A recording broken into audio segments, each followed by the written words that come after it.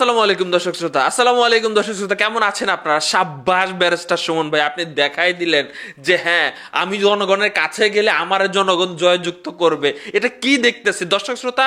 Barrister Suman সাহেবের এলাকায় কয়েকটা কেন্দ্রের ফলাফল দেখেন। ইগল মার্কা কত ভোটে এগিয়ে আছে।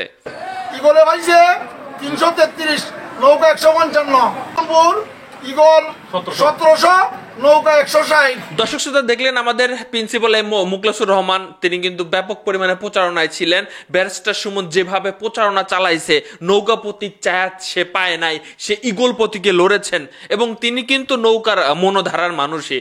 দর্শক শ্রোতা, ব্যারিস্টার সুমন কার সাথে লড়তেছেন?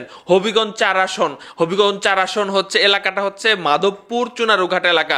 সেই এলাকাতে কার সাথে লড়তেছেন? মন্ত্রী, বিমান মন্ত্রী সাহেব, তার সাথে লড়তেছেন, যে গত 2 বার টানা এমপি ছিলেন এমন একজন মানুষের সাথে তিনি লড়ে দেখাচ্ছেন। আমি যদি আমার বাস্তবিক চোখে দেখি, বাস্তবিক ব্যাপার স্যাপার দেখি, যে আমি শুধুমাত্র ব্যারিস্টার সুমন ভাইয়ের প্রচুর পরিমাণে ভিডিও দেখছি, যেটা সামাজিক যোগাযোগ মাধ্যমে এসেছে বা বিভিন্ন মানুষের কাছ থেকে আমি শুনেছি যে তিনি ব্যাপক পরিমাণে প্রচারণা চালাইছেন। দর্শক শ্রোতা, কিন্তু আমাদের মন্ত্রী সাহেব খুব অল্প পরিমাণে বিভিন্ন জায়গায় তাকে দেখা গেছে। তার মানে কি, সেখানে প্রায় 177+ সেন্টার আছে এবং আমি যতটুকু খোঁজ খবর নিয়ে দেখছি যে সকাল 10টার মধ্যে প্রায় 12% ভোটার সেখানে গিয়ে ভোট দিয়েছে। তারপর হচ্ছে 12টার পরে 28% ভোটার ভোট দিতে গেছে। মানে প্রায় 40% ভোটার সে এলাকায় ভোট দিতে গেছে ব্যারিস্টার সুমন ভাইয়ের হবিগঞ্জ 4 আসন এলাকাতে। এবং সেখানে পাকা পাকা খেলোয়াড় আছে। সবচেয়ে ব্যাপার ভালো মানে প্রতিদ্বন্দ্বী হচ্ছে নৌকা প্রতীক। দর্শক শ্রোতা, খেলা এখন কেবলমাত্র শুরু। সাম্প্রতিক সময়ে কয়েকটা রেজাল্ট আমরা যেটা দেখলাম, ব্যারিস্টার সুমন ভাই পত্রিকা তো অলরেডি চলে এসেছে যে ব্যাপক পরিমাণে ব্যাপক ব্যবধানে তিনি এগিয়ে আছেন। তো ব্যারিস্টার সুমন ভাই বলতেছেন যে আমি শেষ ম্যাচ দেখতে চাই, কারণ লাস্টে যায় অনেক কিছু পোল্টি খাওয়া যায়, কারণ তার টক্করটা কিন্তু সেই কাটায় কাটায় টক্কর। তালগাছের মাথায় অবধি না চড়া পর্যন্ত তিনি আসলে বলতে চাচ্ছেন না যে তিনি আসলে জিতবেন নাকি জিতবেন না। দর্শক শ্রোতা, ব্যারিস্টার সুমন ভাই যদি এমপি হন তাহলে আপনাদের অনুভূতি কি থাকবে কমেন্ট বক্সে লিখবেন। যদিও বা বাংলাদেশের বড় একটি দল নির্বাচনে অংশগ্রহণ করে নাই, তবুও কিন্তু নির্বাচন হয়ে গেল। যদি ঝই ঝামেলা বা ঝগড়ার কথা দেখেন সারা বাংলাদেশে, আজকে বাস, ট্রাক বা ব্যক্তিগত যানবাহনের তেমন কিছু ঘটে নাই।